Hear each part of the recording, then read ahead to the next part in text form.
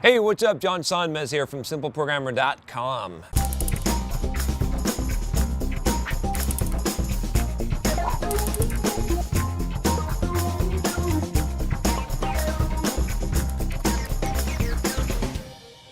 So I got a question about building user-based apps from zero. This is a good one because this is something that I think a lot of you that want to build applications that are kind of social applications or user-based applications that you're not sure how to do this, and this is a difficult problem for sure.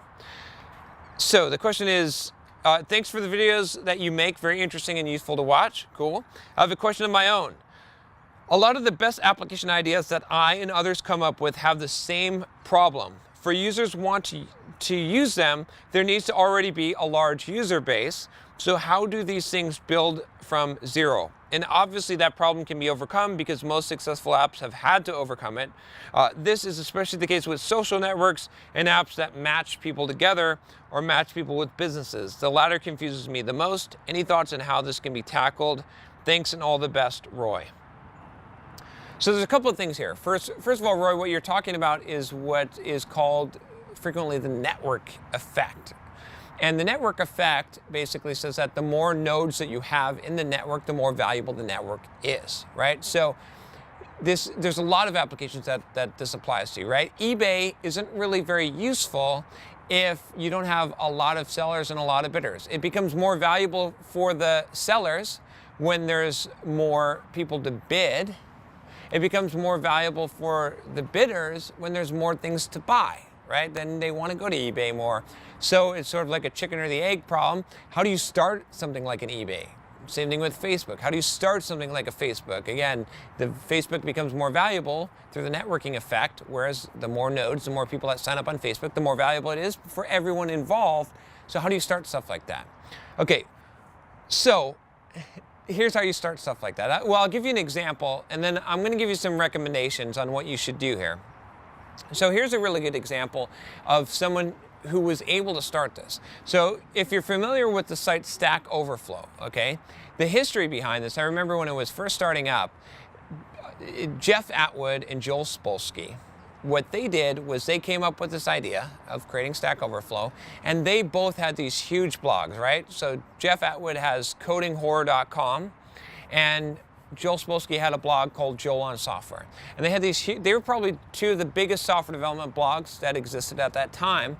And what they did was they combined their forces together and they created the Stack Overflow, and they launched it and they announced it on both their blogs, and they had this huge audience, and both of them had this huge audience and following. So when Stack Overflow started, it didn't start with 5 users. It started with a beta with thousands of users already, and that was the seed audience that they needed in order to make it succeed.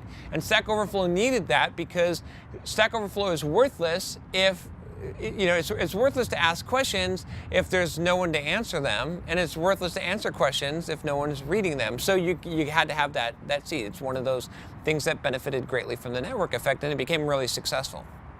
So that's one way to do it, is to build a big audience. Essentially, my answer is this. In order to do this, you have to come in with a huge influx of users. You have to have a seed, a really good seed, in order to be able to do this. And so you've got two options really for doing this, okay? And this is why I would recommend actually against this. One is you build a huge audience first, and then you carry it over, right? So this happens a lot of times. The Joel Spolsky and Jeff Atwood with Stack Overflow is a really good example of that. But you see this from time to time where you see movie stars create perfume lines, okay? Or clothing lines or things like that. They're essentially using that. They're essentially getting enough traction in order from their audience to do that. It's not the same thing as a social network, right? But you could use that, right? So if you can build a big audience, you've got a big following, you're a movie star, something like that, or you can find someone who has a big audience, that is a great way to do that because you can get enough people in, because you have to get enough people in initially so that there's enough value that people stick around and keep contributing. Forums have the same problem, okay? And if you can't do that, if you can't get enough traction, if you don't have enough big of an audience, or you can't tap into someone that has one, then forget it. Because it's what's going to happen is you get a few people come on to the system, they look around, they're like, oh, no one's here, they never come back again, and then later you get 3 more people that sign on, and they look around. You got to get them all at once, a big burst of them, in order for there to be enough value that people stick around, and then it grows. It's this snowball effect, okay?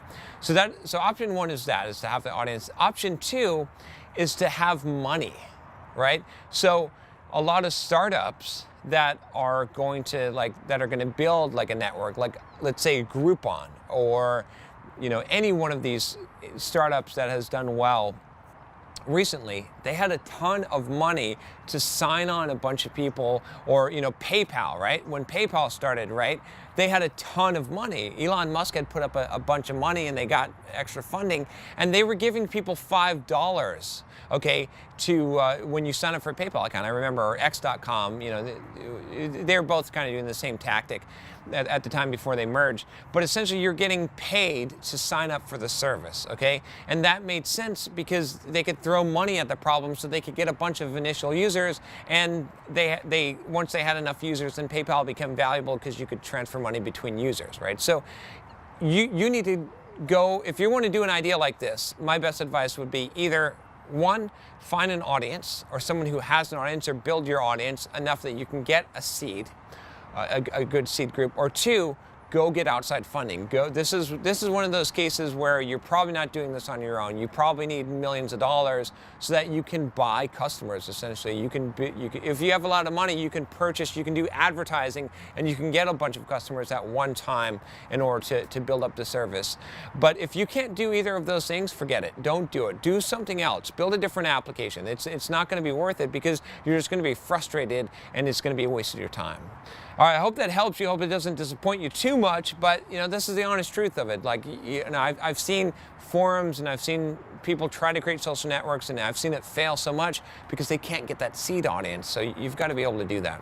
All right, if you like this video, go ahead and click that subscribe button below if you haven't already. And if you're like, damn, John looks awesome in that t-shirt, how can I get one of those t-shirts? Well, you can click me, and you can get one of these Trust the Process t-shirts. I'll talk to you next time. Take care.